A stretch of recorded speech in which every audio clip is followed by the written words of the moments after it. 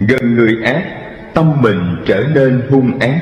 Thí dụ như mình hiền hòa mà chơi với những người bạn hung hăng lỗ mãn, mỗi khi họ nói ra là chửi thề in ỏi, nói trên đầu trên cổ. Nếu nhịn hoài cảm thấy thua lỗ nên chửi lại cho về. Ngay lúc đó mình đã hóa ra người hung dữ. Hơn nữa, gần người ác, tánh hung dữ của họ làm cho mình khổ và dẫn dắt ta đi vào con đường sa đọa tội lỗi. Ngoại trừ bậc thượng căn đại trí, gần người ác mới không bị ô nhiễm.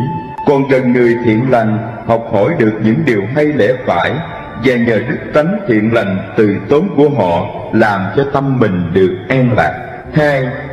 Phải giữ gìn giới cấm, thâu nhiếp oai nghi, phòng hộ các căn, dẫu cho thấy một lỗi nhỏ cũng canh cánh lo sợ. Nếu muốn cho tâm mình được thanh tịnh, điều quan trọng nhất là phải giữ giới, vì nhân giới mới sanh ra định, nhân định tâm được thanh tịnh. Nếu không giữ giới thì tâm sẽ loạn động, không bao giờ thanh tịnh. Ngoài ra, mình còn phải thâu nhiếp lục căn khi tiếp xúc với lục trần, đừng để cho nó dính mắc, dù một lỗi nhỏ cũng không nên vi phạm. Điều thiện chưa sanh thì làm cho nó sanh, điều thiện đã sanh làm cho nó tăng trưởng. Điều ác chưa sanh thì đừng cho nó sanh, điều ác đã sanh rồi thì phải đoạn trừ. Nghĩa là ác nhỏ không nên làm, thiện nhỏ đừng nên bỏ. Chúng ta chớ nên xem thường cái ác nhỏ, vì nhiều cái ác nhỏ thành ra cái ác lớn, còn nhiều cái thiện nhỏ thành ra cái thiện lớn. 4. Không nên tụ tập bàn nói những điều nhảm nhí, vô ích, phi pháp. Mỗi khi nói ra phải như pháp mà nói, lúc nào cũng phải ca ngợi tán thán hạnh thiểu dục tri túc, nói về giới, định, huệ, giải thoát, tri kiến. Con người bị phiền não khổ đau là do thị phi. Đa phần phụ nữ thường nói chuyện thị phi, người này tốt, kẻ kia xấu, người này đáng thương, người nọ đáng ghét. Nói chuyện ngoài đời chưa đủ, nói chuyện trong chùa, ông thầy này tu hay, ông sư kia tu dở. Nhưng xin thưa với quý vị, người ta đang tu nên vẫn bị nghiệp chi phối, cho nên có cái làm được, có cái chưa làm được. Mình đừng vì thế mà sanh tâm quỷ bán lập bè, kết đảng chống đối, thưa kiện lẫn nhau, vô tình làm cho ngoại đạo chê cười. Cho nên Đức Phật nói, sư tử trùng thật sư tử nhục, có nghĩa là con sư tử không có con vật nào ăn nó được, mà chính con vi trùng trong thân của nó mới giết nó được. Cũng vậy, Đức Phật nói, đạo của ta, tà ma ngoại đạo không thể phá hại được, mà chính trong hàng tứ chúng, tỳ kheo ni, thiện nam và tín nữ, tự hủy diệt giáo pháp của ta. Sở dĩ mình tốt là tại vì nghiệp nó chưa tới, chứ khi nó đã tới rồi, mình còn hơn người ta nữa. Cho nên người xưa nói, ai hay nói lỗi người khác thường bị mắc quả báo. Cho nên Đức Phật thương hết tất cả chúng sinh, cho dù người đó có giữ giới hay phá giới, thiện hay ác, vì con đường đó ngày xưa Ngài đã từng đi qua. Những ai còn vướng mắc, đó là những chúng sanh đáng thương chớ không đáng ghét. Mình nói xấu người khác, người ta không mất gì, chính mình mất cái tâm thanh tịnh. Hơn nữa, đến tai người ta lại sanh ra oán thù, đôi chối, hơn thua, sát phạt với nhau, nào có ích gì. Nếu người tu không khéo, vẫn bị như thường. Còn người nam ở không thì tụ tập kết bè đảng, uống rượu cờ bạc, hễ rượu vào là lời ra, câu mâu, quạo quọ, đấm đá lẫn nhau. Cho nên Thánh Hiền nói, nhàn cư di bất thiện. Nếu như ai cũng nghe lời Phật dạy, giữ gìn khẩu nghiệp cho được thanh tịnh, gặp ai mình cũng khuyên nhắc lẫn nhau, cố gắng giữ giới. Vì giới là hàng rào ngăn chặn các điều ác, đồng thời cũng là chiếc áo giáp thần hộ mệnh, làm cho thân tâm mình được thanh tịnh an lạc. Nếu lúc nào cũng đem chuyện đạo đức ra nói hết thì làm gì có phiền não khổ đau. Trong kinh Pháp Cú, Phật từng dạy: phàm người sống ở đời, miệng lưỡi chính gươm đao, chửi rủa mắng nhiếc nhau là cầm đao tự hại, không bàn luận thị phi, suốt đời được an vui. 5. Quán thân bất tịnh. Quán 36 thể trượt từ đầu đến chân, đầy dẫy sự bất tịnh, nào là mồ hôi, nước mắt, nước mũi dãi, răng, ghèn, rái, máu, mủ, thịt da, gân xương, tim gan, phèo phổi, phẫn, tiểu, hay là quán thân bầm tím, sình chương, nứt nẻ hôi thối, ruồi đậu kiến bu, dồi rút rỉa. Nhờ quán như thế mà tâm được thanh tịnh, xa lìa tham dục và ái nhiễm.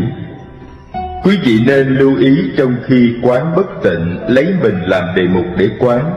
Ví dụ, mình đang nhiễm sắc mà đem một cô mỹ nữ ra quán, vô tình làm tâm động thêm. 6. Quán tâm vô thường.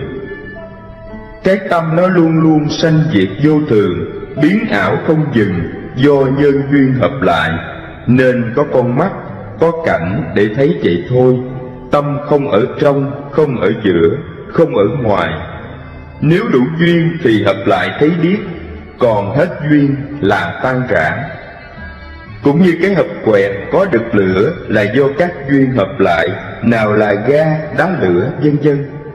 Đủ duyên bật lên là cháy, thả tay hết duyên liền tắt, không thể chỉ nó ở đâu được. Tâm cũng như vậy, tạm gọi là tâm chơn, tâm vọng mà thôi. Tâm chơn là thấy biết tất cả mà không tham đắm trụ chấp. Còn thấy biết nghe mà tham đắm trụ chấp, đó là vọng tâm. 7. Quán pháp vô ngã. Quan sát thấy rõ các pháp không có gì là thật, bởi nó đều bị định luật vô thường chi phối. Cho đến cái thân này cũng là vô chủ, nó muốn bệnh hay chết giờ nào mình không sao ngăn được. Thí dụ, thân bệnh cho là khổ, hết bệnh cho là vui. Thật ra khổ vui, thường hay vô thường, tự tánh nó không có gì hết. Cho đến pháp của Phật cũng chỉ là phương tiện, như ngón tay chỉ mặt trăng, hay là thuyền bè để vượt qua sông mê. Pháp của Phật giống như lương dược, tùy bệnh mà cho thuốc. Vì chúng sanh đa bệnh, Phật Pháp đa phương, có gì mà phải cách tu thế này là đúng, thế kia là sai, cao, thấp, vân vân. 8. Quán thọ thị khổ. Càng thọ nhiều càng khổ nhiều. Cũng vì vô minh lầm chấp cho thân này là thật, nên mãi tìm đủ trăm phương ngàn kế để cầu ăn mặc, tham đắm sắc dục. Những thứ ấy họ cho là vui sướng, nhưng họ nào có biết vui là gốc của sự khổ đau. Thí dụ, muốn ăn ngon mặc đẹp thì phải cực thân nhọc trí, việc ác gì cũng làm được, bất chấp thủ đoạn, miễn sao cho mình được dinh thân kỳ gia, của cải đầy rương đầy tủ, ai khổ mặc kệ. Khi có của cải nhiều lại sợ gian phi trộm cướp rình mò. Cho đến dâm dục họ cho là vui sướng, nhưng trong cái vui ấy chứa đầy những thứ ghen tương khổ đau phiền muộn. Chẳng qua là lấy khổ làm vui, vui trong sự khổ mà thôi.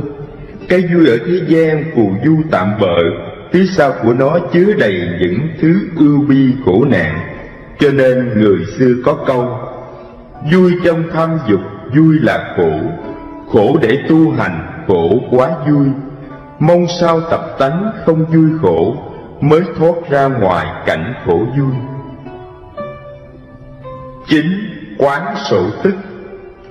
Muốn cho tâm không tán loạn, phải theo dõi hơi thở vô ra. Thở ra biết mình thở ra, hít vô biết mình hít vô. Hít vô đếm 1, thở ra đếm 2, lần lượt đếm đến 10, rồi trở lại bắt đầu từ 1. Cứ đến như thế suốt thời gian tọa thiền.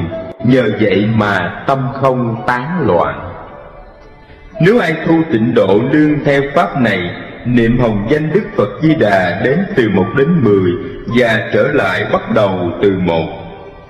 Cứ như vậy, luôn lưu mãi mau được nhất tâm bất loạn giảng sanh cực lạc. 10. Tu tâm từ. Người nào tu tâm từ sẽ diệt được sân nhuế, thân tâm an lạc, người đời kính mến, chư thiên gia hộ, tà ma ngoại đạo, độc trùng ác thú không thể hại được, thức ngủ yên vui, diệt trừ oán nghiệp, oán thù tự giải. Muốn có tâm từ, chúng ta phải mở rộng lòng thương yêu tất cả chúng sanh, gặp ai mình cũng khiêm hạ, lễ phép, kính trọng tận tình giúp đỡ cả người lẫn vật một cách bình đẳng vô tư. Đó gọi là từ tâm của bậc thánh. Chính cái tâm bình đẳng này, nó sanh ra vô lượng công đức và diệt trừ tất cả phiền não sân nhuế. 11. Tu vô thường tưởng. Đức Phật dạy, người nào tu vô thường tưởng, thời vị đó đắc được vô ngã tưởng, đoạn trừ hết ngã mạn. Có nghĩa là quán tất cả các pháp do các duyên hòa hợp, không thật, cho nên diệt trừ được ngã mạn, chấp ngã, chấp pháp, dẫn đến thành tựu đạo quả, cứu cánh giải thoát niết bàn, bất sanh bất diệt. Nói tóm lại, vạn pháp đều do tâm tạo. Phàm trong khi tác ý muốn làm việc gì cần phải lấy trí tuệ, tư duy, quán xét. Nếu như việc nói năng hành động đem đến lợi ích cho mình và người thì nỗ lực làm, còn nếu đem đến thiệt hại cả hai hoặc lợi mình, hại người thì phải đoạn trừ. Muốn cho có trí huệ sáng suốt, điều quan trọng là tâm phải thanh tịnh. Muốn cho được thanh tịnh, tự mình là thiện tri thức và phải gần người thiện lành, cố gắng giữ giới, phòng hộ các căn. Khi nói ra phải như pháp mà nói lời đạo đức, tích cực làm việc thiện, quán thân mình là dơ bẩn, vật chất là giả tạm, tâm không thật, pháp chỉ là phương tiện. Có nghĩa là thấy biết tất cả mà không bị ô nhiễm vướng mắc, trụ chấp. Đó là tâm chân thường, chân lạc, tự tại, giải thoát. Đây là phương pháp nhiếp tâm để duy trì chánh niệm, phản tỉnh thanh lọc, làm cho tâm được trong sạch thanh tịnh. Động, tịnh, khổ, vui, những môi trường hoàn cảnh xung quanh chúng ta tốt hay xấu đều do tâm tạo ra mọi cảnh ngộ. Phần 4. Hoàn cảnh vô thường. Như quý vị cũng từng thấy và chứng kiến không biết bao nhiêu những cảnh vinh, nhục, sang, hèn, được, mất, hơn, thua cứ tiếp tục diễn ra trước mắt. Nào là lâu đài xe cộ, của cải vật chất đầy kho đi chăng nữa, nhưng chỉ cần một trận động đất, thiên tai, hỏa hoạn, bão tố, lũ lụt hay trải qua một cơn binh biến cũng trở thành những đống tro tàn, gạch vụn vùi sâu dưới lòng đất. Kìa là cung điện nguy nga của Tần Thủy Hoàng, được xây bằng xương máu của nhân dân, mà giờ đây còn đâu. Nọ là thành cổ loa kiên cố, nay chỉ còn lại những ký ức xa mờ. Và còn biết bao nhiêu thành phố nguy nga tráng lệ đã vùi sâu vào lòng đất hay dưới đại dương, khi trải qua một cơn động đất tàn phá, núi lửa phun trào, khủng bố, chiến tranh thảm khốc do loài người tàn bạo gây nên, làm cho vô số sanh linh chết thảm. Những người còn sống sót phải lâm vào cảnh màn trời chiếu đất, đói đau không thuốc, khiến cho vợ xa chồng, cha mẹ ly biệt con cháu, kẻ ở góc biển, người cuối chân trời, bơ vơ trông chờ thương nhớ. Những điều đó thường xảy ra trên quả địa cầu này. Quý vị có nghe đài, xem báo đã rõ. Trong kinh Pháp Hoa, Đức Phật dạy, tam giới vô an du như quả trạch. Giống như ở trong nhà lửa, ngũ trượt ác thế thật đáng khiếp sợ. Nhưng vì một chút miếng mồi ngũ dục làm cho chúng sanh quên hết những khổ nạn đang bao vây bên mình. Quý vị nên nhớ tất cả vật chất trên cõi đời này đều vô thường giả tạm. Vì của vốn năm nhà ta chẳng có, thân này tứ đại vốn là không. Năm nhà đó là giặc cướp, lửa cháy, nước trôi, con hư phá sản, nhà nước xung công. Nói đến đây tôi nhớ một chuyện. Có một ông trưởng giả nọ có 4 bà vợ. Bà thứ nhất ông coi như khúc ruột, nhất hô bá ứng, muốn cái gì có cái nấy. Bà thứ hai tuy địa vị không bằng bà thứ nhất, nhưng lúc nào cũng quanh quẩn bên ông thì mới vui. Bà vợ thứ ba lâu lâu ông ta mới để ý tới. Còn bà vợ thứ tư số phận rất hẩm hiu, không khi nào ông nói hoài đến. Một hôm ông trưởng giả lâm phải cơn bệnh nặng, biết mình không qua khỏi, bèn cho gọi 4 bà vợ tới. Ông nhìn bà vợ thứ nhất nói: anh có 4 vợ, em là người anh thương yêu nhất.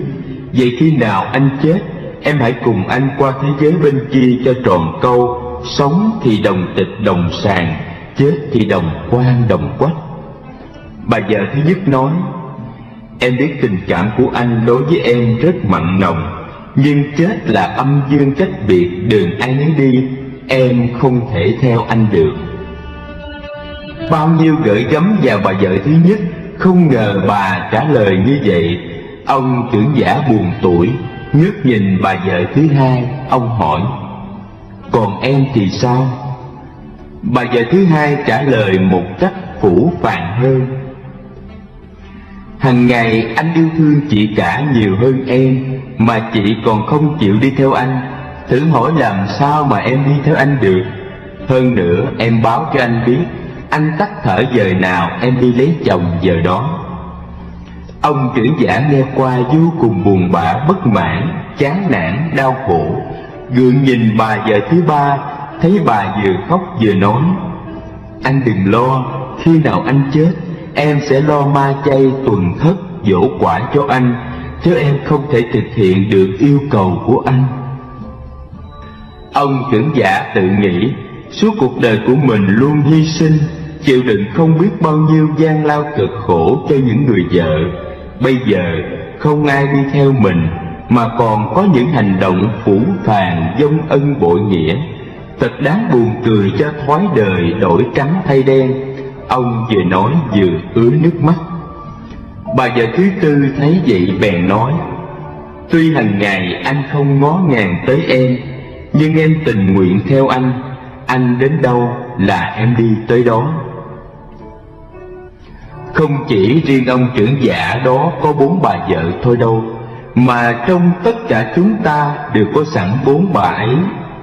Bà thứ nhất là chỉ cho thân mình, vừa đói đã ăn, vừa khát đã uống, vừa lạnh đã đắp, nực thì quạt liền, tìm đủ mọi cách cung phụng cho thân được đầy đủ tiện nghi, tha hồ hưởng thụ ngũ dục trên sự đau khổ của người khác. Nhưng khi chết rồi, nó trở thành thây ma hôi thối trong nghĩa địa, nếu đem đi thiêu chỉ còn một nắm tro tàn mà thôi. Còn bà vợ thứ hai là chỉ cho tiền tài của cải vật chất. Khi còn sống nó là của mình, đến lúc chết nó qua tay người khác, chớ nào có đem được gì đâu. Cho nên bà ta nói: anh chết giờ nào em đi lấy chồng giờ đó, là vậy. Còn bà vợ thứ ba chỉ cho thân bằng quyến thuộc, dầu họ có thương mình lắm là lo ma chay, tuần thất, dỗ quải, khóc lóc để tiện đưa quan tài tới huyệt mồ hay lò thiêu là cùng, chứ không ai dạy gì mà chết theo. Bà thứ tư là chỉ cho những nghiệp lành hay dữ trong đời bình sinh của mình. Có nhiều khi vì vợ, vì con hay thân bằng quyến thuộc mà tạo không biết bao nhiêu lỗi lầm. Ăn chung, tội thì lãnh riêng. Trên Địa Tạng cũng vậy, tội mình làm thì tự gánh lấy, không ai thay thế được cả. Vậy mà có mấy ai tỉnh thức, cứ mãi đắm chìm trong tình tiền danh lợi. Vì quá tham lam, con người tìm đủ trăm phương ngàn kế đem ra thi thố tranh danh đoạt lợi, giành giật từng chén cơm manh áo, tranh nhau từng tấc đất, cực lực đấu đá với nhau cho đến 9 sống 10 chết, tha hồ hốt của phi nghĩa. Nhưng họ lại quên rằng tất cả ai rồi cũng chết, hễ có rồi lại không. Hôm nay của mình, ngày mai qua tay kẻ khác. Thế mà có người ỷ mình giàu có, mua quan bán chức, nghinh ngang hống hách, đàn áp bóc lột, sống xa hoa, kiêu kỳ trên xương máu mồ hôi nước mắt của người khác, cho rằng như thế là hay, là giỏi. Nhưng họ đâu có ngờ rằng chỉ cần sa cơ thất thế phải lâm vào hoàn cảnh tù đày hoặc tử hình hay tha phương cầu thực. Trong kinh Bồ Tát giới có dạy, tất cả chúng sanh đều là quyến thuộc, cha mẹ nhiều đời chết rồi sanh trở lại trong lục đạo. Nếu chúng ta giết hại hoặc hơn thua, tức là sát phạt tranh giành với người thân trong quá khứ của mình, chứ không ai xa lạ. Kinh báo hiếu, Phật lại đóng xương khô để tưởng niệm lục thân quá khứ. Ngài đã từng tuyên bố tất cả người nam là cha ta, người nữ là mẹ ta, từ đó mà sanh ra. Như thế để cho chúng ta thấy được lẽ đó mà mở rộng lòng từ bi đối xử với tất cả chúng sanh. Nếu không mình sẽ trở thành kẻ cuồng si độc ác, sát hại người thân trong quá khứ, dung bồi cho người thân hiện tại, thật là tội lỗi và vô nghĩa. Đó là điều lầm lẫn do thiếu trí huệ mà ra. Con người vì lòng tham vô bờ bến, mong cầu đủ thứ, nào là giàu sang, quyền chức, vua chúa, vợ đẹp con ngoan, mọi sự như ý, khổ cực tìm cầu không được thì bực tức ưu phiền. Nếu có được đi chăng nữa, đến khi mất lại càng khổ thêm. Cũng chính vì danh, lợi, tình làm cho con người phải điêu đứng, đảo điên khổ sở, thất vọng, đến đổi phải quyên sinh. Như tôi thấy, thỉnh thoảng có người đen dông vô chùa, hỏi ra mới biết chết vì thất tình. Mình nghĩ thế gian bộ hết người rồi sao mà lại dại dột đến thế? Nhưng khi xem kinh mới hiểu, chẳng qua họ chết là vì kiếp trước đã từng làm cho người ta khổ lụy chết thảm. Bây giờ tự nhiên nghiệp thức khiến họ tự nghĩ, nếu không sống chung với người đó thì chết, chứ không ai thay thế được. Vì nhân nào quả nấy đành rằng chẳng sai. Tình phụ bạn, bạn có buồn không nhỉ? Bạn phụ tình, bạn nghĩ thế sao? Bởi vậy cổ đức than rằng, hố sâu tình dục lại ghiền, ghiền cho đến chết chúng khiên quan tài. Nhắm mắt cũng nắm hai tay, đâu đem tiền của đem rầy hầu no. Chỉ có tội phước hãy còn, đến nơi thẩm phán cửa son diêm đài. Phước nhiều tiên cảnh lên rài, tội nhiều sa đọa nhiều ngày thảm thê. Chừng ấy mới thấy gớm ghê, ăn năn chẳng kịp, khó bề tính toan. Để đánh thức người đời, trong kinh Pháp Cú thí dụ dạy, khi Đức Phật ngự tại nước Xá Vệ, trong thành có một ông già dòng Bà La Môn đã 80 tuổi, nhà giàu của cải vô số, nhưng ông ta thuộc hạng người khó độ, chẳng biết gì đạo đức, cứ mãi tạo nhiều điều bất thiện, không biết lo cơm vô thừa, mà chỉ biết lo làm nhà cho đẹp, tạo tác đủ thứ, nào là nhà trước nhà sau, nào là lầu mát nhà ấm, nào là nhà đông nhà tây, hai hàng dài có chừng vài chục nóc. Nhưng chỉ có cái nhà trước và nhà sau còn cách nhau chưa liền, mỗi khi đi lên xuống thường bị mưa nắng bất tiện, nên ông đích thân ra chỉ huy cho chúng thợ làm. Bấy giờ Đức Phật dùng đạo nhãn xem thấy ông già này không còn mấy hôm nữa sẽ bị tận mạng, Thế mà ông nào có tự biết gì đâu, nên cứ lây hoay nhọc sức, không ích gì cho đời sau, thật là đáng thương. Đức Phật với A Nan, hai thầy trò cùng đi đến tận nhà vui vẻ hỏi ông rằng: ông lão làm gì đó, có nhọc mỏi không, và nay còn cất nhà này nữa chi thế? Ông đáp và giải thích: nhà trước để tiếp khách, nhà sau để tự ở. Hai dãy đông tây cho con cháu tôi tới ở, và để của cải. Mùa hè nóng bức thượng lên lầu cao cho mát, mùa đông lạnh lẽo xuống nhà kính cho ấm. Ngài đã hiểu hết chưa? Đức Phật bảo: ta nghe danh ông lão đã lâu, muốn gặp nhau để đàm luận cho vui. Nay ta sẵn có một bài kệ khẩn yếu. Kệ này có ích cho những lúc an lành hay bất hạnh. Giờ đây muốn tặng cho ông, vậy nên nghỉ tay cùng ngồi, ta đọc cho ông nghe có được không?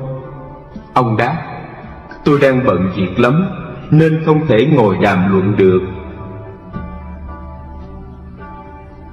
Mai mốt nếu Ngài đến, thời hay biết bao. Nếu bài kệ khẩn yếu thì Ngài cứ việc đọc, tôi vừa làm vừa nghe cũng được. Đức Phật phải chiều lòng đọc kệ: có con thêm có của, người mê lo bận rộn, ta chẳng phải là ta. Con của đâu có thật, cao sang sẽ xa cơ. Của cải hợp rồi tan, tài sản nhiều đến đâu, không tránh khỏi già chết.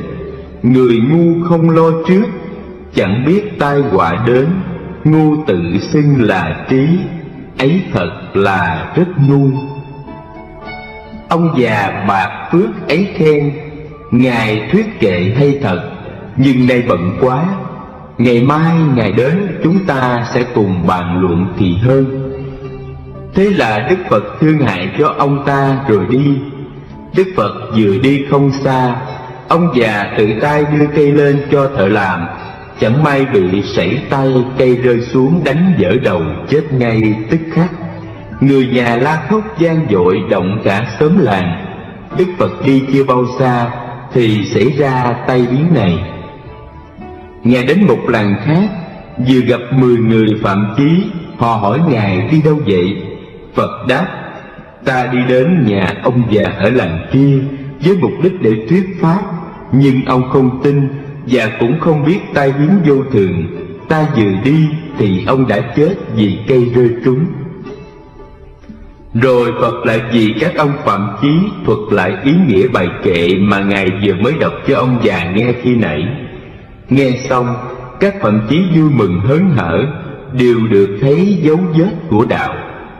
Liền đó, Đức Phật thuyết một bài kệ khác cho mấy ông nghe: ngu ác gần người trí, như bầu chứa hương vị. Chứa đựng tuy đã lâu, mà chẳng biết được mùi. Sáng suốt gần người trí, như lưỡi nếm mùi vị. Khi đưa đến chót lưỡi, thì liền biết vị gì. Người ngu lo tạo tác, vì thân chuốc tai họa. Cam lòng làm việc ác, tự gây ra tội nặng. Khi ăn năn đã muộn, dầu cho có khóc than, nào có ích lợi gì. Nhân ác nghiệp gây rồi, trả báo do nhân gieo, phải chịu quả đắng cay. Các ông phạm chí được hân hạnh nghe bài kệ này, lòng tin càng bền vững, vui mừng làm lễ phụng hành. Cổ đức cũng vậy: thương mấy người đời không vẫn không, ruộng vườn nhà cửa có rồi không, vợ con cha mẹ rồi cũng chết, danh lợi giàu sang rốt cũng không. Trăm khéo trăm khôn tuồng giả tạm, ngàn mưu ngàn kế cũng hoàn không. Suốt đời lo lắng gầy cơ nghiệp, nhắm mắt hai tay không vẫn không.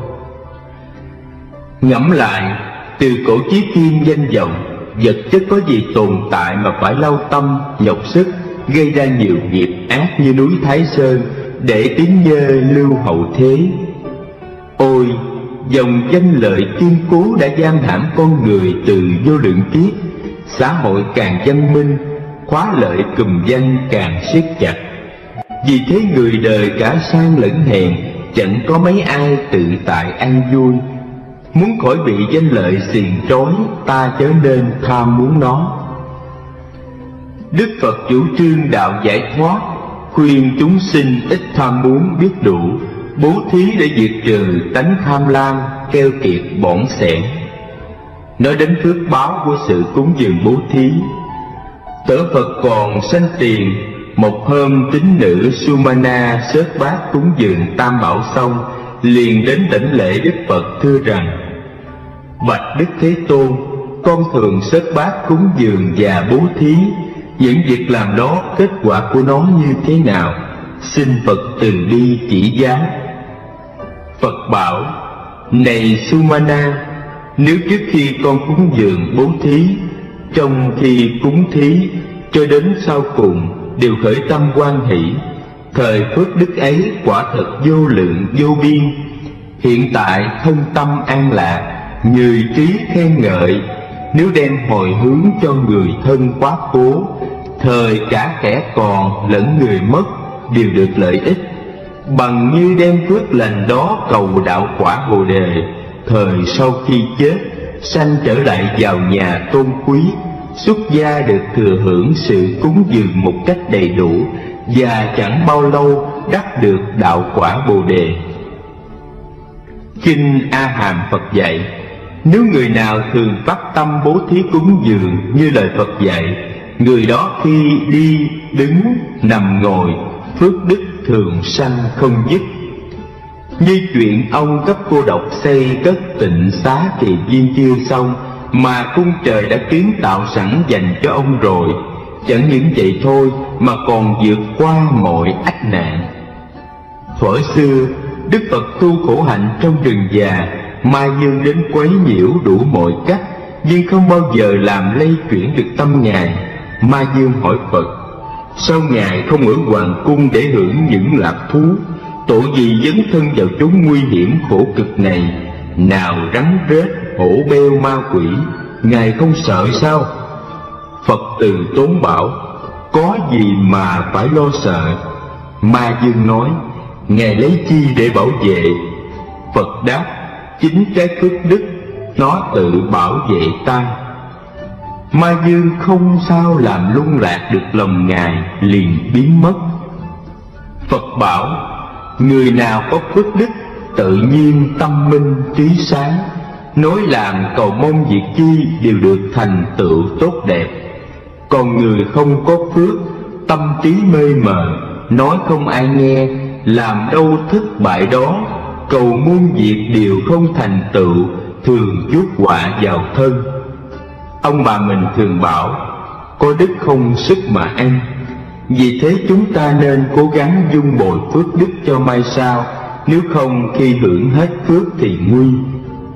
Muốn cho sự bố thí cúng dường được kết quả tốt đẹp, phải thực hành bố thí ba la mật, là không thấy mình thí, vật thí và người thọ thí. Nếu ta chấp vào sự bố thí cúng dường thì dễ sanh tâm phiền muộn, bực tức. Khi họ không làm vừa ý mình, từ đó sanh ra quỷ bán, tự mình diệt hết phước đức. Như chuyện bà Thanh Đề cúng dường cho chư tăng mà không được tiếp đón nồng hậu, liền sanh tâm độc ác, lấy thịt chó trộn làm bánh cho các thầy tu ăn, nên mới bị đọa vào cảnh ngạ quỷ. Do đó, trong khi bố thí, vì lòng từ làm cho chúng sanh an lạc mà mình không mong cầu gì hết, cái tâm đó nó rộng lớn như hư không, chẳng so lường được. Còn nếu như tính toán so đo thì phước đức bị hạn chế, không khéo sanh ra tội lỗi, mất hết tất cả phước lành. Có nhiều người nghèo quá, tôi khuyên bố thí để chuyển hóa cái nghiệp của mình. Họ lại trả lời rằng: Con nghèo quá lấy cái gì để cho?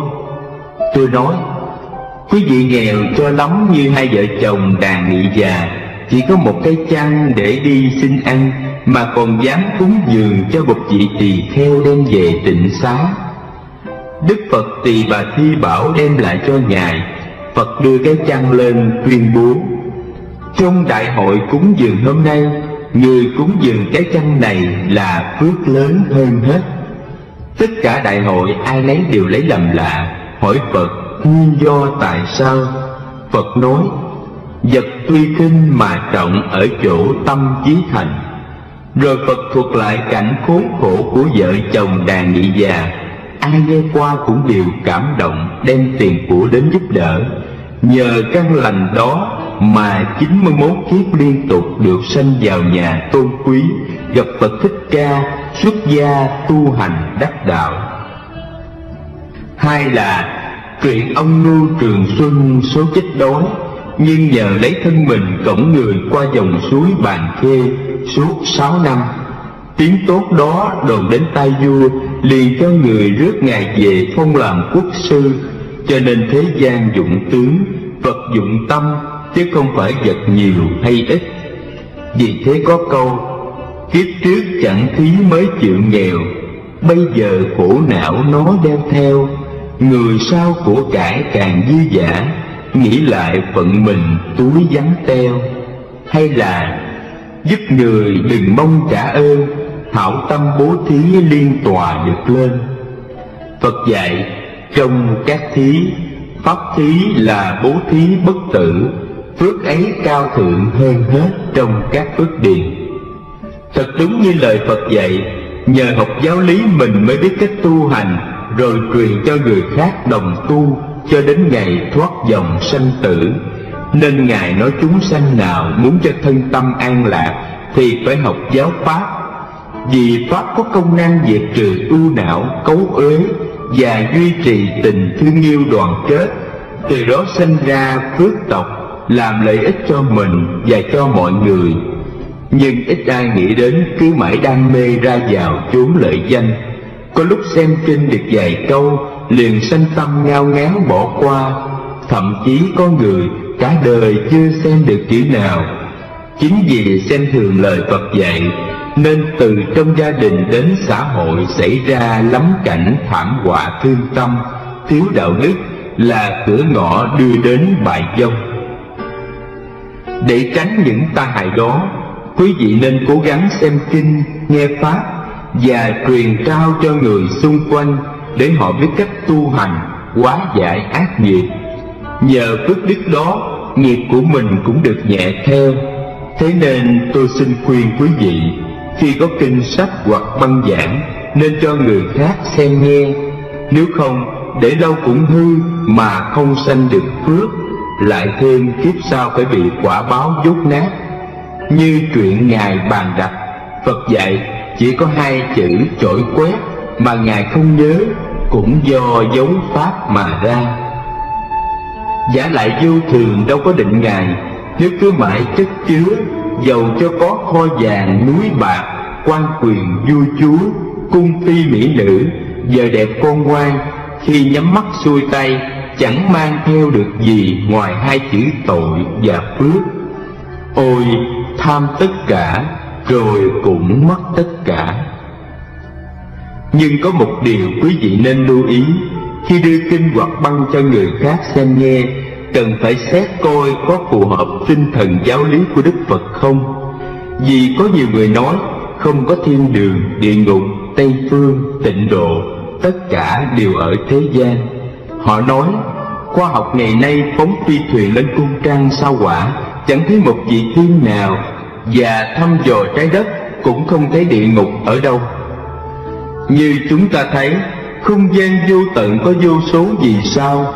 Khoa học ngày nay đi đến mấy cái rồi mà dội cho là không có. Đó chẳng khác nào lấy trí phàm phu mà so lường bậc thánh. Vì trong kinh Đức Phật nói ly kinh nhất tự tức đồng ma thuyết, có nghĩa là Phật nói có thiên đường, địa ngục, Tây phương, tịnh độ mà họ cho là không có, tức là ma rồi. Có nhiều người nói rất là hay, thường đem giáo lý Đại Thừa Bát Nhã ra nói cái gì cũng là không, cho nên chẳng cần lễ bái tụng kinh niệm Phật.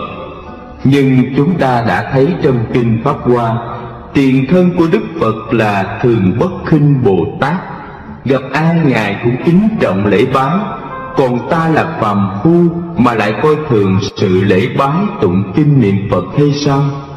Nếu không có tướng thì làm gì có tánh? Như trong Kinh Kim Cang, Đức Phật dạy tu Bồ Đề, phàm cái gì có hình tướng đều là giả dối, để cho chúng sanh đừng dính mắc vào trong lúc tu hành, chứ không phải bỏ hết các hạnh lành. Vì thế Phật nhấn mạnh rằng, nếu người nào chẳng giữ giới thì sẽ không thành tựu được định huệ và giải thoát. Trong Kinh Pháp Bảo Đàn, Lục Tổ Huệ Năng cũng từng dạy: miệng nói tiếng không, nhân ngã, ba độc, tham, sân, si, chết chồng, sanh tâm ngạo mạn, tham lam, bỏng sẻn. Nói về lòng tham của con người, hiền nhân có than rằng: của trần chớ bận lòng tham. Từ lâu tham nó đâu làm chi nên, tham vốn là căn nguyên sự khổ. Tham là mồ vô số sanh linh, tham danh, tham lợi, tham tình. Càng tham càng thấy lòng mình không an. Tham khi được rồi toan lo giữ, rủi mất đi sanh sự buồn trầu. Trong lòng cứ trào trực luôn, phải là tham vốn cội nguồn khổ chăng? Tham thì gian kể sang đến tội, tội vốn là nguồn cội tử sanh. Bao nhiêu khổ ách hoành hành, do lòng tham đắm nảy sanh phần nhiều. Vậy ráng bỏ đừng chiều nó nữa, để cho lòng thường bữa được yên. Những nào tức trái tiền khiên, chỉ là lo trả lòng nguyền không gây. Xưa có một nhà hiền triết bảo con cháu, khi ông chết ghi trên bia mộ của ông: đến đây tôi chỉ còn lại những gì tôi cho. Khổng Tử cũng nói: thế thường vàng ban đô thị giả, nhân sanh đạo đức quả duy chân. Có nghĩa là vạn vật trên cõi đời này đều là vô thường giả tạm, duy có đạo đức mới là trường cửu. Đạo là gì? Đạo là con đường, là lẽ phải, cũng là chân lý tuyệt đối, đưa chúng sanh từ trong bóng tối vô minh sanh tử, khổ đau, tiến ra ánh sáng chân như, giải thoát niết bàn, bất sanh bất diệt. Đạo có rất nhiều con đường, từ gần đến xa, từ thấp lên cao, như là địa ngục đạo, ngạ quỷ đạo, súc sanh đạo, Atula đạo, nhân đạo, thiên đạo, thinh văn, duyên giác, Bồ Tát, Phật đạo. Trong luận A Kỳ Đàm Phẩm Lộ Tử Môn, Đức Phật dạy những nguyên nhân đưa đến luân hồi trong dòng lục đạo. Một, con đường địa ngục. Phật dạy nếu người nào ôm lòng sân hận quá nặng, giết hại cha mẹ, thánh hiền, phá hòa hợp tăng, làm thân Phật ra máu, đâm chém, bầm chặt, đập đầu, cắt cổ, lột da, chiên xào, nấu nướng, làm cho chúng sanh đau đớn, rên la, giãy giụa, quằn quại, chết thảm, chẳng có một chút từ tâm. Người đó trong giờ phút lâm chung, những diễn tiến của lộ trình tâm sẽ tuần tự hiện ra. Thí dụ như tên tướng cướp thì thấy mình đang giết người, cướp của, còn tên đồ tể thì thấy mình đang đập đầu bò, đâm họng heo, bầm chặt, phanh da xẻ thịt như thế nào đó. Nó tuần tự hiện ra hết. Tiếp theo thấy quỷ sứ đến bắt hồn, dẫn xuống địa ngục để hành hình. Đó là con đường xuống địa ngục đạo. Hai, con đường ngạ quỷ. Phật dạy nếu người nào tính tình tham lam, đụng đâu lấy đó, thẳng tay giơ vét những của phi nghĩa, tàn ác, gian phi, lừa đảo thế nhân, tham quan, ô lại, những người như thế Trong giờ phút lâm chung, tham kiểu cách ra sao, nó tuần tự hiện ra hết.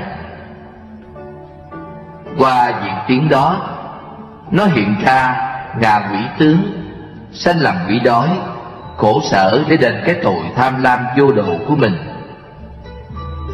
3. Con đường súc sinh. Phật dạy, nếu người nào do lòng si mê quá nặng, không biết đâu là tốt xấu, phải trái, thiện cho là ác, còn ác cho là thiện, tin tà mong phước mê tín, với cái tâm mù quáng như thế, trong giờ phút lâm chung, mê muội nghi nghiệm ra sao, nó tuần tự hiện ra.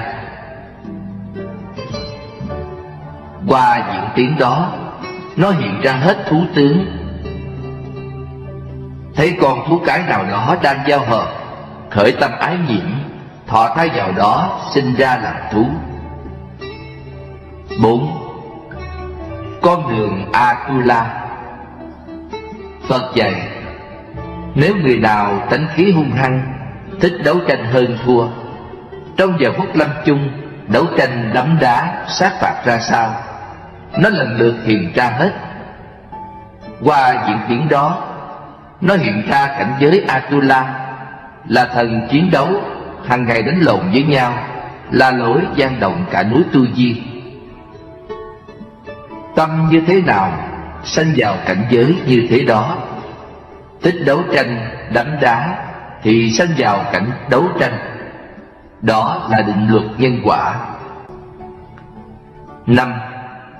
Con đường nhân đạo. Phật dạy, nếu người nào tính khí hiền lương, biết quy y, giữ gìn ngũ giới, không sát sanh, đào tặc, tà dâm, vọng ngữ, uống rượu, tụng kinh, niệm Phật, trong giờ phút lâm chung, tự thấy mình đi chùa, dâng hương qua, lễ Phật tụng kinh.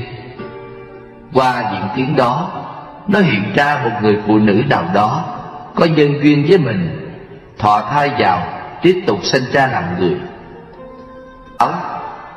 Con đường thiên đạo. Phật dạy, nếu người nào chuyên tu thập thiện, thân không sát sanh, đào tặc, tà dâm, khẩu không nói dối, khoe khoang, đâm thọc, rủa chửi, ý không tham, sân, tà kiến, trong giờ phút lâm chung, những điều lành mình làm được hàng ngày như là trì chay, giữ giới, tụng kinh, niệm Phật, cúng dường, bố thí, phóng sinh, cứu trợ, quỷ lạo, hiếu thảo, phụng dưỡng cha mẹ. Qua diễn tiến đó, nó hiện ra cảnh giới thiên đường, thấy tiên đồng ngọc nữ đến rước mình về thiên giới, hưởng lấy thiên phước. Tóm lại, nếu người nào tâm địa độc ác, là họ đang đi con đường xuống địa ngục. Người nào tham lam, trộm cắp, keo kiệt, bỏn xẻn, là đang đi vào con đường ngạ quỷ. Ai mê muội mù quáng, không phân biệt được thiện ác, mê tín, tà dại, là đi vào loài súc sanh. Người nào thích đấu tranh, hơn thua, là đang đi vào con đường Atula. Còn người giữ năm giới là đang đi vào cảnh giới người. Người nào tu tập thập thiện là đang đi vào con đường thiên giới. Đó là 6 nẻo luân hồi, mình muốn đi lên xuống tùy ý. Còn nếu như ai muốn thoát khỏi cảnh luân hồi sanh tử, thì phải xuất gia, giữ 250 giới, tu lần cho đến khi chứng đắc quả vị thinh văn, duyên giác, Bồ Tát, Phật, mới thoát khỏi cảnh sanh tử. Giữ 5 giới, 10 giới mà còn trật chuột, đừng nói tới chi 250 giới. Rồi trải qua vô số kiếp tu mới thành Phật. Mình mới nghe qua thấy ngán, nhưng trong kinh Pháp Cú, Đức Phật dạy: tỳ kheo múc nước thuyền, nước hết thì thuyền nhẹ, thuyền nhẹ lướt đi mau. Người đoạn trừ ái dục, và luôn cả sân nhuế, ái dục và sân nhuế đã dứt sạch không còn, thời liền chính niết bàn. Hễ ái dục và sân hận nổi lên là diệt liền, ngay đó là bồ đề niết bàn. Vì mê là chúng sanh, ngộ là Phật. Có người nói, sao tu hoài mà không thành Phật? Thử kiểm lại coi, mình tu có giống Phật không? Nếu tu giống, thời thành Phật liền. Tại mình tu không giống Phật, cho nên làm chúng sanh luân hồi là vậy. Nếu mình nhận thấy không đủ khả năng thoát khỏi luân hồi, thì nên chọn vào cảnh trời, người, chứ để rơi vào cảnh địa ngục, ngạ quỷ, súc sinh, Atula là nguy lắm. Do đó ta phải cố gắng tu. Đời mạt Pháp, nếu không siêng năng tu tập, tu hành đến lúc lâm chung thì đã muộn. Sở dĩ có 3 con đường dữ là do tham sân si. Thân làm ác, khẩu nói ác, ý nghĩ ác. Như giận người nào, muốn cho họ chết một cách thê thảm mới hả dạ. Nếu ghét ai là theo dệt đâm thọc, chửi rủa, quỷ bán đủ điều, quyết cho họ lâm vào cảnh khổ. Lại không ưa thấy điều tốt của người. Còn như đánh vào người nào, quyết đánh họ đau đớn thấu trời thấu đất. Khi giận hờn tàn bạo thì không kể tôn ti thượng hạ, phùng mang trợn mắt như lửa đổ, la lối gian dội như sấm nổ. Chửi mắng đánh đập hãm hại người chẳng chút nương tay. Còn khi làm phước thì thiện tâm rất yếu ớt, chỉ được lúc đầu, lần hồi ngày qua tháng lại, đến khi quên mất hết việc thiện là xong. Khi làm ác thì tâm lực mãnh liệt, lúc tu hành làm lành thì ý chí bạc nhược, yếu hèn, mà lại mong quá giải hết ác nghiệp, hưởng nhiều phước báo. Có nhiều người vừa mới tụng kinh niệm Phật lại sanh tâm mỏi mệt chán nản, tự nhủ mình không nên làm cho thân thể quá mỏi mệt, sẽ sanh bệnh. Hơn nữa, tu hoài mà không thấy linh ứng hay đắc đạo, toàn là gặp những chuyện không may, lại đổ thừa tại tu mới đổ nghiệp như vậy. Nhưng họ có biết đâu, nếu không nhờ tu đã chết từ lâu rồi. Vì tu là chuyển nghiệp, nặng thành nhẹ, chứ không phải là thêm nghiệp. Chẳng qua là biện hộ cho tánh giải đãi, lười biếng, ham ăn, mê ngủ. Vừa nằm xuống mê man như chết, không bao giờ tưởng nhớ đến Tam Bảo, kinh luật, hay là báo ơn cha mẹ, tổ thầy, cúng dường, bố thí, học pháp, nghe kinh, tinh tấn tu hành lục độ là bố thí, trì giới, nhẫn nhục, tinh tấn, thiền định, trí tuệ, để làm lợi ích cho chúng sinh. Từ sáng đến tối cứ mãi lo nghĩ cái chuyện hơn thua, được không bao nhiêu, phiền não khổ đau lại quá nhiều. Chẳng khác nào con thiêu thân đâm đầu vào lửa. Trong kinh Phật dạy, chưa có công đức nào từ sự giải đãi lười biếng mà sinh ra, và cũng chẳng có chút phước lành nào từ sự kiêu mạn tự đắc mà được. Trên đường đạo không gì bằng tinh tấn, không gì bằng trí tuệ của đời ta. Sống điêu linh trong kiếp sống ta bà, có tinh tấn là vượt qua tất cả. Có nhiều người tu mà cũng sợ, vì nghe nói suốt đời tu hành, nếu trong giờ phút lâm chung cận tử nghiệp, chỉ cần nổi lên một niệm sân cũng vẫn bị đọa như thường. Để giải nỗi nghi đó, tôi xin kể cho quý vị nghe một mẩu chuyện. Thuở Phật còn tại thế, một hôm Ngài Mahanam đến hỏi Phật: Bạch Đức Thế Tôn, trọn đời con quy y Tam Bảo, thọ trì 5 giới, lập công bồi đức. Giả sử một hôm nào đó con bị chết một cách bất đắc kỳ tử, như là bị tên bay, đạn lạc, vôi giày, xe đụng, Trong khi chết một cách đau đớn hoảng hốt như vậy, con sẽ sanh về đâu? Đức Phật bảo: này Mahanam, con chớ có sợ. Như có một cái cây nó nghiêng về hướng nào, sau khi người ta đốn hoặc hết tuổi thọ thì tự nhiên nó sẽ ngã về hướng đó. Có gì đâu mà con phải sợ.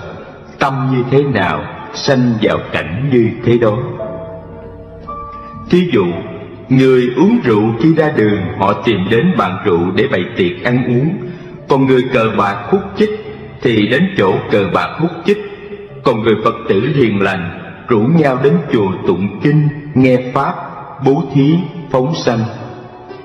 Đức Phật nói tiếp: với có người đem đá liệng xuống hồ, rồi cùng nhau cầu nguyện cho nó nổi lên, chuyện đó không bao giờ có được, vì thể chất nó nặng phải chìm mà thôi.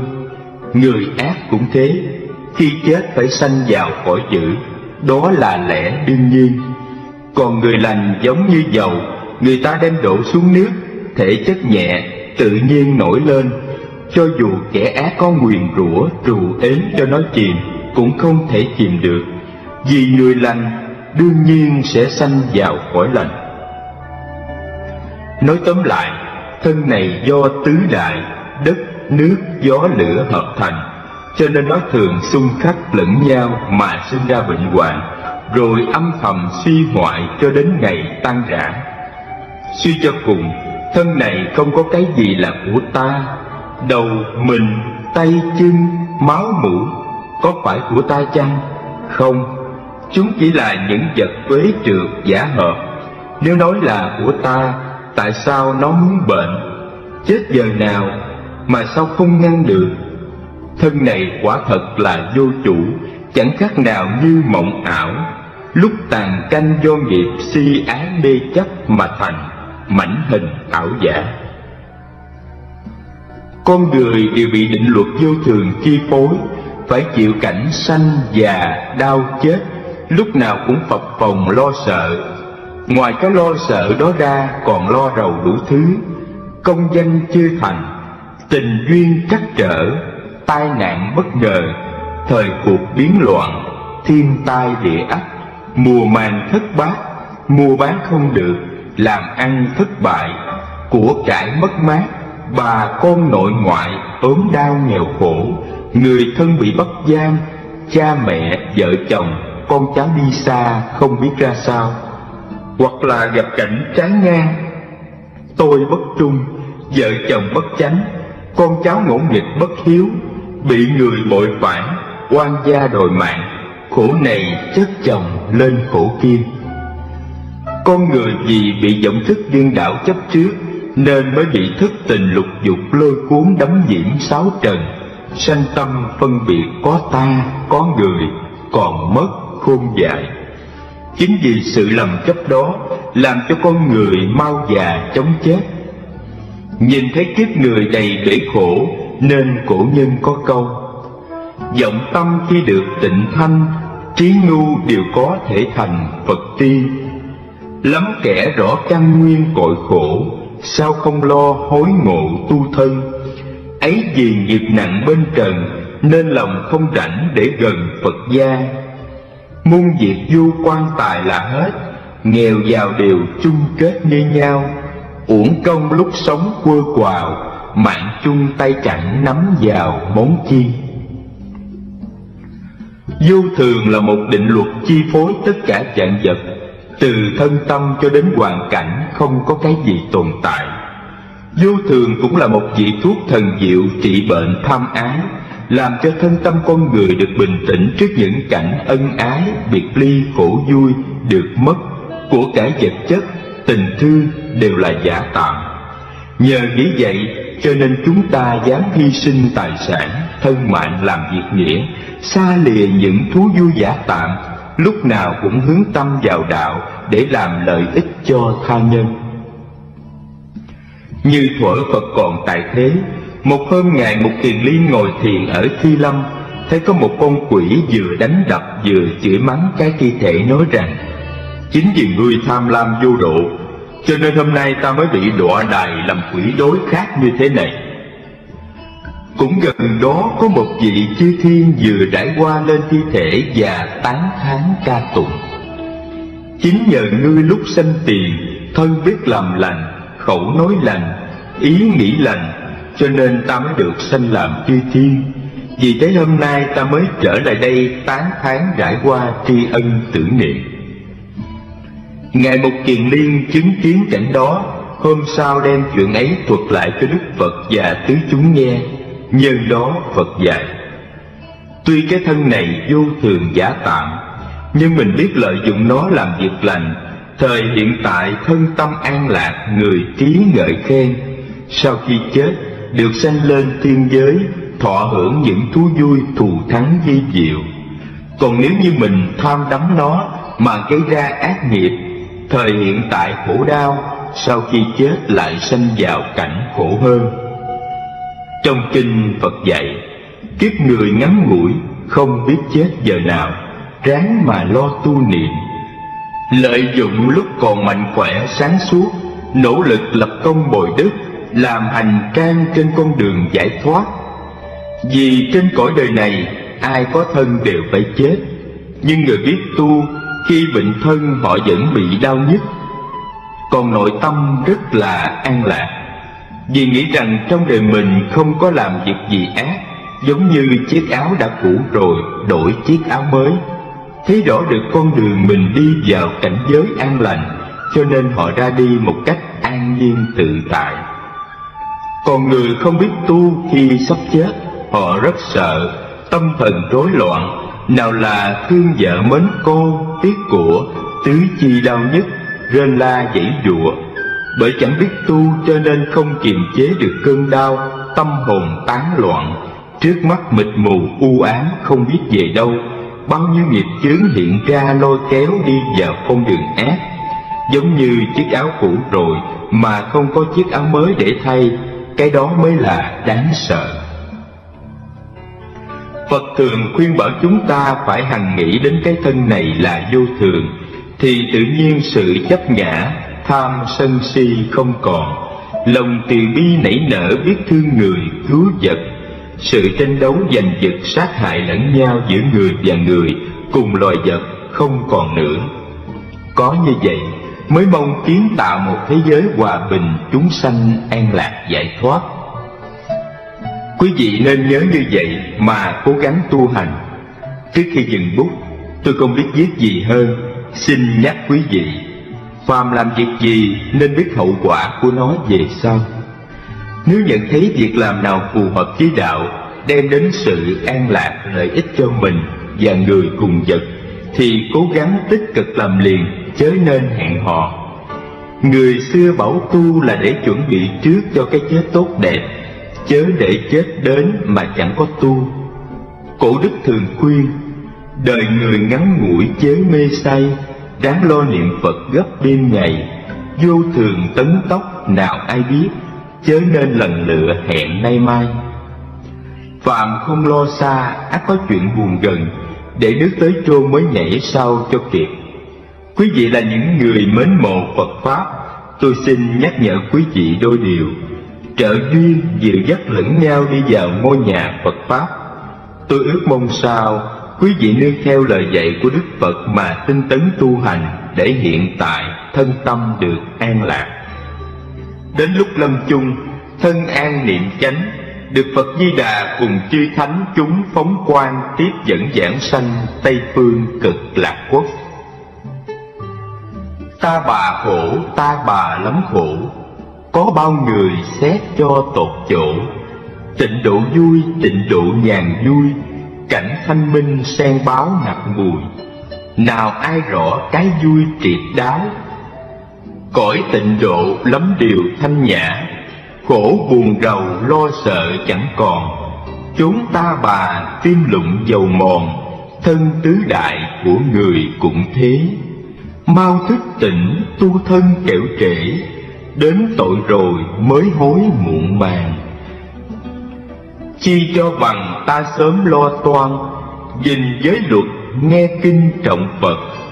Đến lâm chung quả lành đâu mất, cảnh Tây phương chư Phật đợi chờ. việc tu thân thiện tín hững hờ, chừng quả đến e cho khó tránh. Môn tịnh độ là môn cứu cánh, ráng phụng hành kẻo phụ Phật xưa. Chí nhất tâm tín nguyện phụng hành, được cứu cánh về nơi an dưỡng. Chỉ một kiếp Tây phương hồi hướng, ao sen báo Tây phương đua nở. Chờ chúng sanh niệm Phật chí tâm. Nam mô A Di Đà Phật.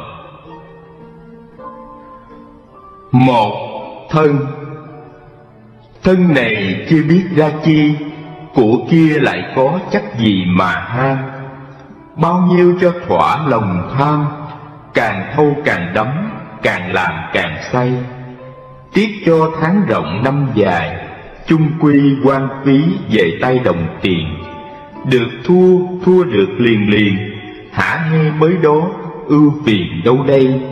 Đem thân làm kẻ tội đầy, cho bao vật chất nó cai trị mình.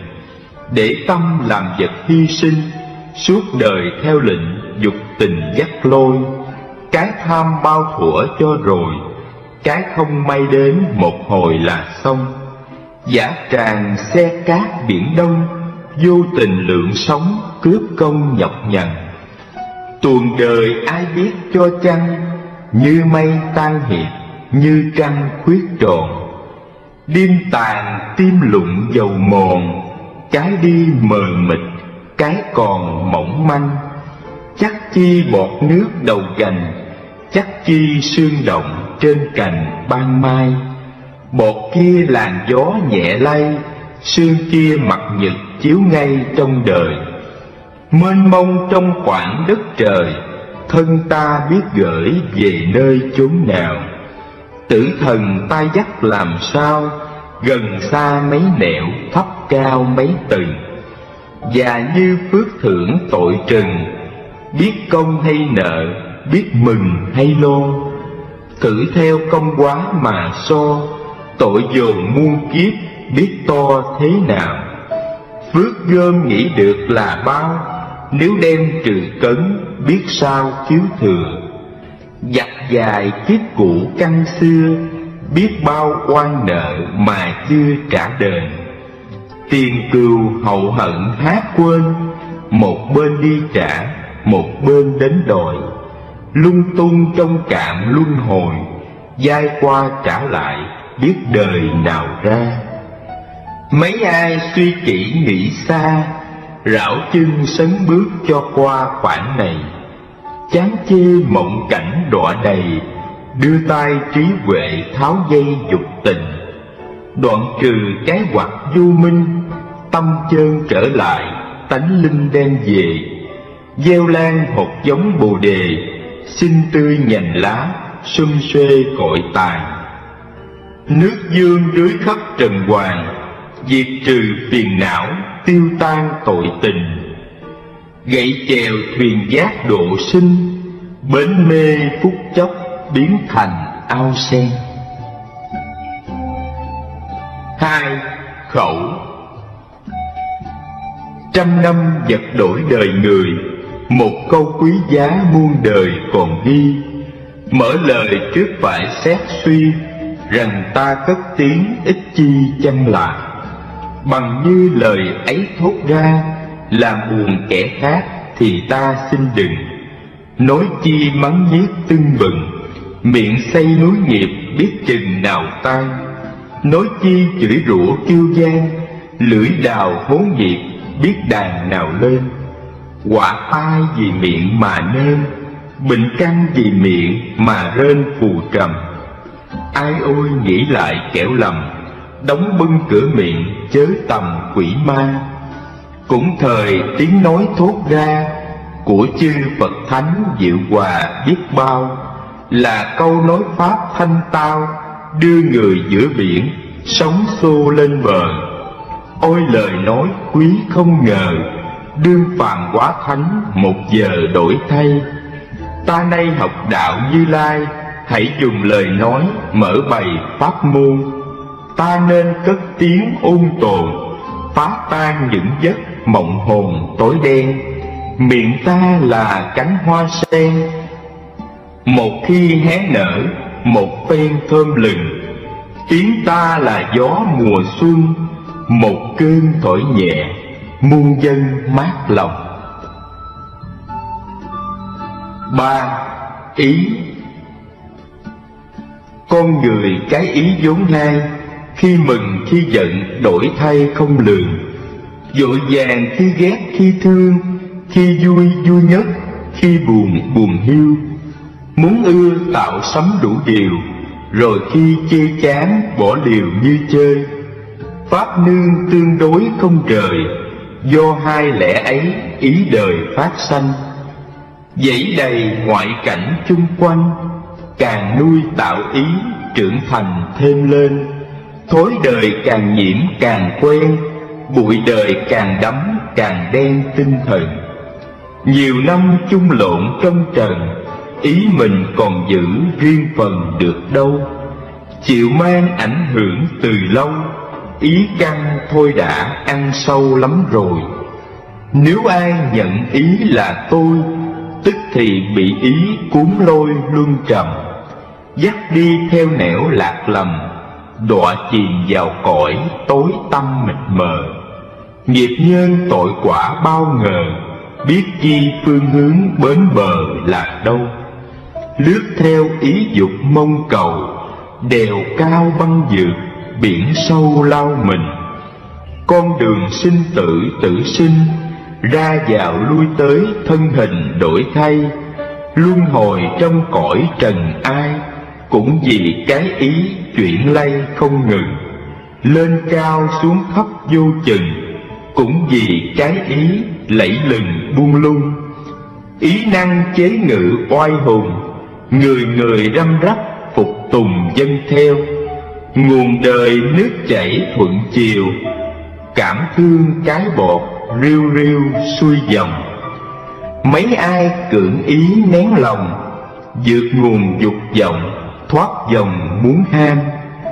Tịnh tâm bớt nói ngưng làm, lần lần nhập thánh siêu phàm từ đây. Đừng lòng cố chấp riêng tay, cũng đừng tính có ý này ý kia. Ta người đừng tính phân chia, có không đừng tính đoạn lìa hai bên. Như thường như vậy như nhiên, như chẳng động không thiên không dời. Sự duyên thì đạo khác đời, lý trơn đời đạo không rời không xa. Chấp không chấp có đầy rà, đến khi vô chấp mới hòa thuận nhau.